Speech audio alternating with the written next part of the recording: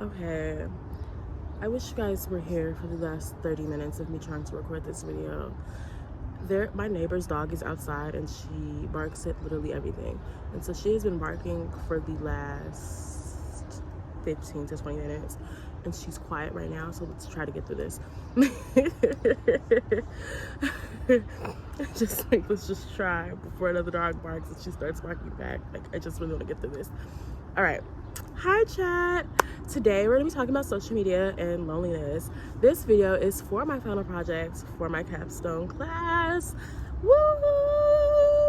I'm very excited to do this. I've done so much research. I've been researching for the past 2 weeks. My essay, the actual physical essay that I have to script for this video, is 7 pages long. It is very long. I have so much to say.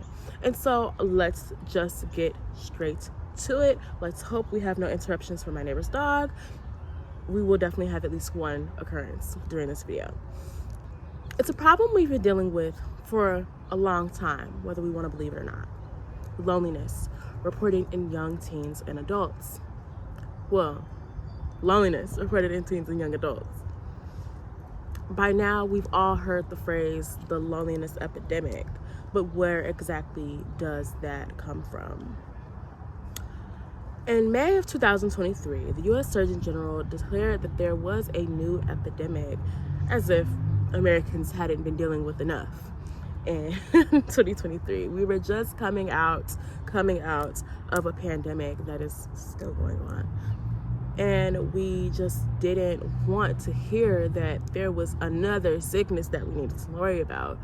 However, this sickness was much different from the coronavirus, the COVID-19 that we had been dealing with 2020, 2021, 2022, and even still now. This was not a disease of the body. This was more so a disease of the mind, or of the heart. Loneliness. Now, I know what you're probably thinking. This is kind of overzealous. We all get lonely sometimes. Well, according to Isaac Nee, who is a doctor, he published an article in the Internal Medical Journal, and he says that it is found that loneliness in terms of actual and perceived social isolation is associated with an approximately 30% higher risk of mortality. To put this into a public health perspective, the mortality impact of loneliness is actually similar to smoking up to 15 cigarettes per day. Let that sink in. 15 cigarettes per day. That's a lot. I don't even think there's 15 cigarettes in a pack. Is there? I don't know. I don't smoke cigarettes. So maybe it wasn't overzealous to say that this is an epidemic, considering it's plaguing teens and young adults. According to Hermat Ali Shah and Moafa Housing, 40% of people aged 16 to 24 that they examined reported feeling loneliness. This is opposed to the 27% of adults who are aged 75 or older that they examined as well. So this means, of course, that there is a disproportionate gap. Now, their solutions were, quote, changing maladaptive social perception, increasing social contact, increasing opportunities for social interaction, and improving social interaction and interpersonal skills. And I just honestly think that this sounds much easier said than done. You know, it's so easy to just be change. So let's backtrack. Let's try to understand what exactly is loneliness. According to the Internal Medical Journal, loneliness is defined as a psychologically distressing perception of social interaction or social isolation, which occurs when there is a mismatch between one's desired amount and quality of social interactions and relationship and the actual experience of those things. So knowing what we do about loneliness, namely that it is debilitating once prolonged, we can also start to talk about what may be contributing to our loneliness. And so this becomes the question, is social media causing our loneliness? I know this is a very big debate it's huge. Some people are like, no. And so a lot of people are, yes. So these are the things that I found. I really wasn't going in search of, but like, yes, it's those phones. But there was a lot of, is social media making us lonely? According to Elaine Joff and Sam Ferguson in their joint article titled The Causes of Loneliness, social media may be a cause of loneliness. They write, quote, social media are also a possible cause of loneliness in young adults, though the evidence concerning the association between its use and loneliness is equivocal. There is continued debate between the displacement and stimulation hypothesis on the association between social media use and loneliness. Some researchers support the hypothesis that social media use increases loneliness because it displaces offline face-to-face interactions. In other words, instead of going outside and talking to people, which is what most people did before the existence of social media, we are replacing those interactions that we would be having with social media, how we interact with one another on social media. So let's say, instead of saying that social media causes loneliness, or saying that social media causes loneliness, a better way to say it may be, is how we engage with each other on social media. That may be a contributing factor into how lonely we feel as young people. Referencing the same study that I just referenced, they say, quote, social comparison on social media in particular is one engagement type that has received growing attention in recent years. Studies find that those who passively use social media, example, seeing others' profiles but not directly interacting with them, in comparison to those who actively engage with them, an example given, by chatting via instant messaging or broadcasting in the form of posting a status update, are more likely to engage in social comparison behaviors and feel jealous towards others, end quote. So, social media, or the way we engage it, is contributing to overall how we see ourselves. And that is a big part of loneliness. It's a huge part of loneliness. A lot of loneliness has to do with self-esteem. When we scroll social media, there is a good chance that we are looking at other people. And there's a lot of the times when we are scrolling social media, we're not actually interacting with posts. We're just looking and liking. That's a good chunk of us being on social media. Like TikTok, for example, all you do is scroll. You scroll. Sometimes you don't comment. Sometimes you do. But a lot of the time when we're on social media, we're just passively looking at other people's lives. That's where we begin to engage in social comparison. It's probably because we're looking at snapshots of people's lives. We begin to think we aren't doing enough, or that we wish our life was like theirs. I know I wish I was Beyonce all the time, but at the end of the day, I'm not Beyonce, and I don't know what Beyonce is going through outside of like touring. She's touring right now, but like I don't know what she's got going on outside of music. I don't know what goes on in her personal life. Her life could be in shambles for all we know, but it doesn't seem to be, but she's also very private. But that's just an example. My Instagram, for me personally, is very nice. You have no idea that I struggle in other aspects of my life. Social media, for the vast majority of normal and everyday people, is an act. Have you heard about the influencers that get exposed for faking being rich? I just watched actually a video today about before I started filming this video. I just watched a video about one who got exposed for like living a fake life and saying that she's so rich and she spends all this money. But at the end of the day, that's social media. It's all fake. And it's very easy for us to get wrapped up in social media because we live vicariously through these people that we don't know, like influencers. When we find out that it's a lie, it feels like a betrayal. And it's unfortunately very easy to lie on social media, and inversely, it's also very easy to become wrapped up in those lies and to start comparing ourselves when what we see is just a snapshot. It's very easy to pose in a car and Photoshop a picture, So even though social media is allegedly a major contributing factor of loneliness in young people. There are actually positive effects of social media too, such as feeling more connected. You see, according to Matthew Pittman and Brandon Rake, image-based platforms such as Snapchat and Instagram confirm to their users a significant decrease in self-reported loneliness. Equally significant was the use of these platforms, predicting an increase in happiness in SWO. In line with our qualitative findings, this ability to mitigate an undesirable psychological state and induce positive ones may be due to the ability of images to facilitate social presence, or the sense that one is communicating with an actual person instead of an object, for our phones. Once again, solidifying that it's not necessarily social media, but the way that we are acting on social media. Social media has been known to affect the way that we, or rather young people, let's be specific, see themselves. So much so that the UAA actually went so far as to pass the Online Safety Act of 2023.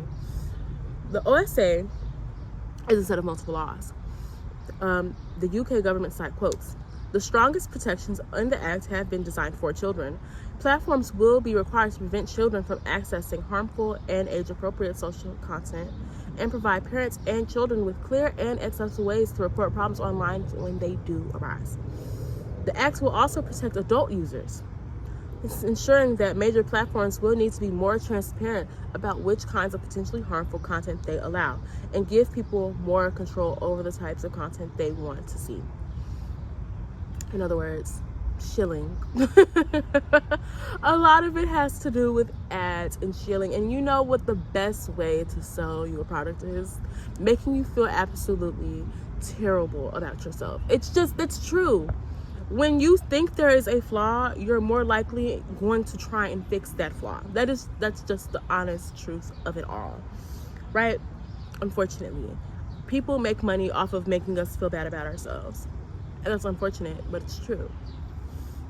The UK government further states that the laws will monitor illegal content harmful to children, and enforce, quote, duties for categorized services, which essentially means that brands and platforms alike need to be more transparent in order to be allowed to be run in Europe. According to the UK's government website, there are a list of things now made illegal to use on social media, period. There are a list of things now made illegal, including, quote, encouraging or assisting serious self-harm, cyberflashing, sending false information intended to cause non-trivial harm, threatening communications, intimate image abuse, epilepsy trolling, which honestly, it would shock you that these things aren't illegal in the first place. These are things that cause mental, physical harm to people. Epilepsy trolling, wow, say that 3 times fast. Epilepsy trolling is a very big thing, and it is usually triggered by, like, if you've heard, like, online, that people with epilepsy are more prone to having seizures when triggered with things such as flashing lights. So people will post those things in, like, an effort to get them to have a seizure, which is a medical emergency. Seizures kill people. It's sick, but that's things that people think are funny. They think it's funny to make other people suffer, just like brands do. Not only, though, is the UK, or Europe in general, honestly, cracking down on this in particular, they are also beginning to crack down on even the use of filtering on image-based platforms such as Instagram and TikTok. According to an article published in Grazia, which is a European magazine, I think it's UK-based. According to an article published in Grazia, Instagram allowed cosmetic companies to make candid advocates of popular influencers, playing into our desire to know exactly what products they use. Q. Heaps of you guys have been asking about my skincare routine. Many of those influencers wield immeasurable power when it comes to their audience's purchasing decisions, which is significant when you weigh the millions of followers they have against the dwindling circulation figures of global magazines, celebrities. They also offered brands a new opportunity to see an immediate, tangible return on investment. But without regulation, the influencer marketing industry quickly became a shady space where beauty companies could once again push an unattainable aesthetic to women. Yes, social media helped to demonstrate skincare, makeup, and hair care products and practices to the public. Anyone can now share their opinions, tips, and tricks, but it also turned into a breeding ground for insecurity as we began to compare our looks and lives to others online. Social media has an effect on how we feel, but is it what is making us lonely? No, it's how we see ourselves. It's how we see ourselves. Media has an effect on how we feel, but is that what's making us lonely? According to the sociometer theory, self-esteem acts as a mechanism for monitoring one's level of inclusion. So according to this theory, low self-esteem indicates that one feels excluded, where high self-esteem is where people generally feel included in things. And so according to the results of a study conducted by Nadia Teneva, in our study, whoa,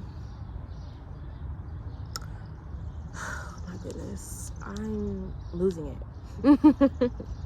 I have to edit this. I'm so excited to edit this all out. Anyway, my booty is starting to hurt. Sociometer theory. Self-esteem acts as a mechanism for monitoring one's level of inclusion. So according to this theory, low self-esteem generally indicates that one feels excluded, whereas high self-esteem, as you guessed it, means that you generally feel included when you are in groups or just in any social interaction, period. So according to the results of a study conducted by Nadia Teneva, who I got this information from, she has an article titled "Projecting Loneliness into the Past and Future." The results suggest that loneliness and self-esteem, which are highly coupled, are in part related because of lonely people's tendency to project current social isolation into the future. Furthermore, our results suggesting that loneliness indirectly predicts reduced positive affect through forecasts of inclusion are in line with researching highlighting the relationship between loneliness and affect and provide a possible mechanism explaining this relationship. Our findings are important in light of the negative consequences of loneliness because they suggest cognitive mechanisms that partially explain those consequences. Lonely people may experience worse outcomes, and in particular low self-esteem and positive affect, not just because they are contending with a psychologically adverse event, but also because this lonely state distorts how they construe their futures, which may independently contribute to the negative outcomes associated with loneliness.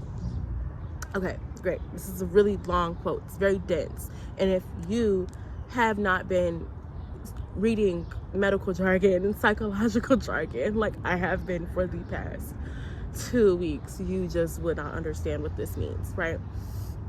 So let's break it down. Effectively speaking, our self-esteem dictates how we interact with one another in a person-to-person setting. If our self-esteem is high, we are more likely to perceive our future and therefore our future interactions as being positive. And even if they aren't, if you have high self-esteem, those effects typically won't last. You know what I mean? Like, let's say I have high self-esteem, which I think my self-esteem is pretty high. But let's say if I were to, go out into the world and I have an interaction with somebody that I don't know, and that interaction is negative.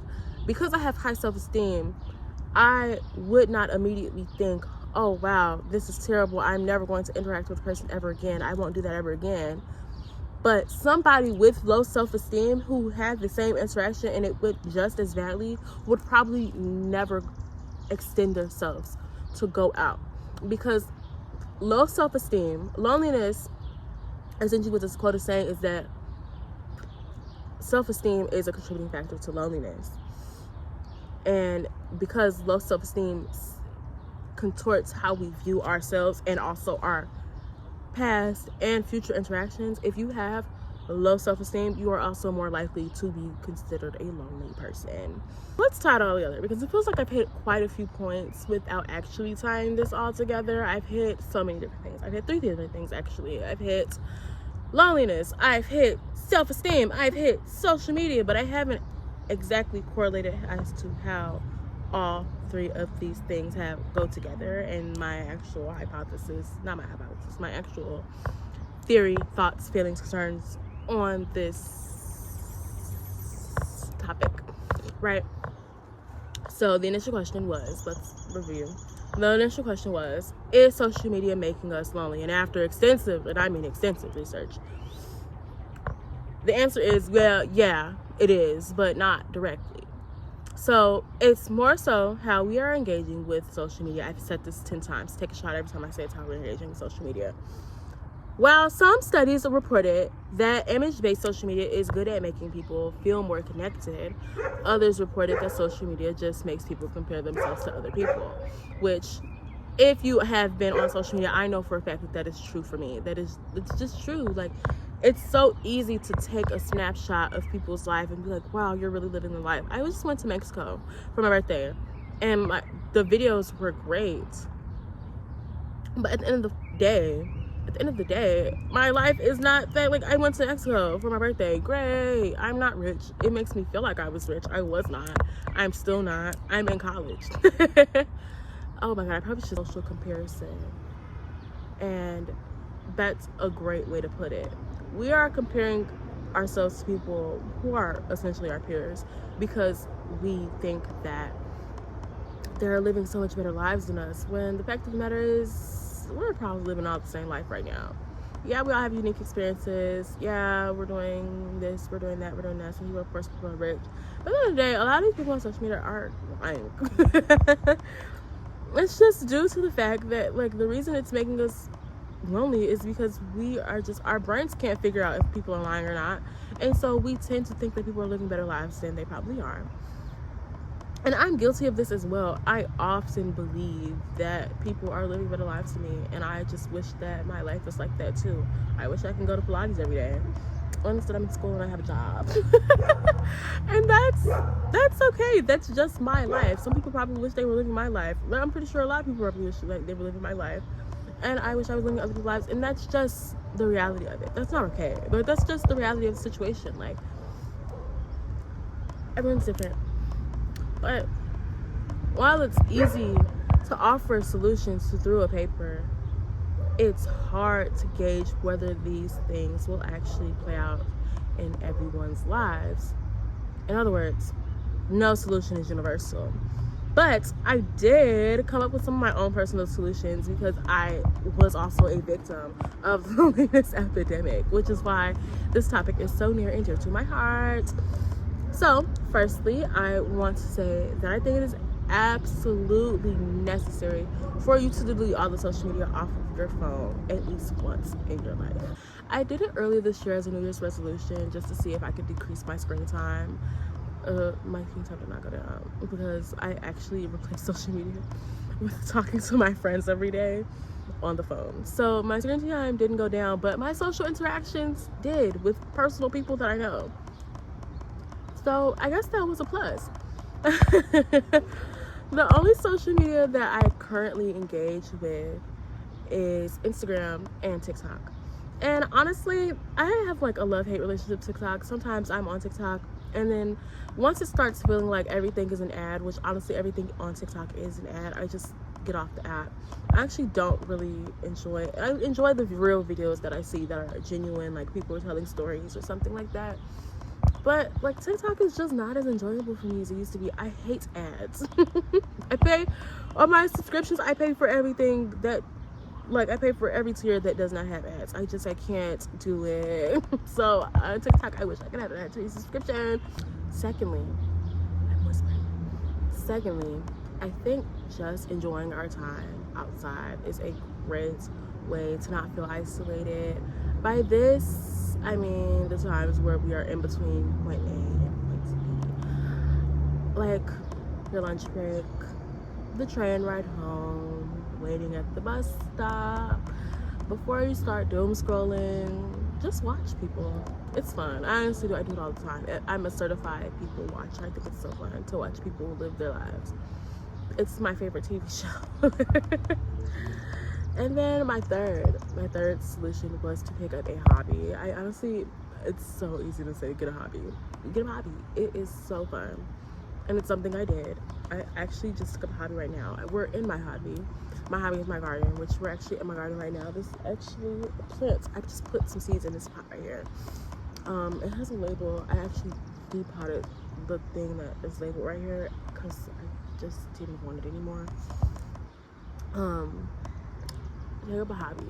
I took up gardening. It's fun. It's fresh. It gets my mind off of a lot of things that stress me out generally, and it's fulfilling. And honestly, instead of social media, I honestly spend hours in my garden every day. Not because it takes me hours to water my plants. Honestly, it doesn't. It takes me probably like 30 minutes to do that. Like, because I water all my plants individually. It takes me probably like 30 minutes to water all my plants. But it's something I spend hours doing instead of being on my phone and comparing myself to other people. Just getting out of that bubble and getting into another bubble, a healthier bubble even, because at least I get to eat my garden. I get to eat the food that I grow. I don't get anything out of social media, really. Lastly, and I would never, ever, ever, ever, ever tell anyone to just be more confident. That's a throwaway thing. I would never, ever, ever tell anyone to just be more confident.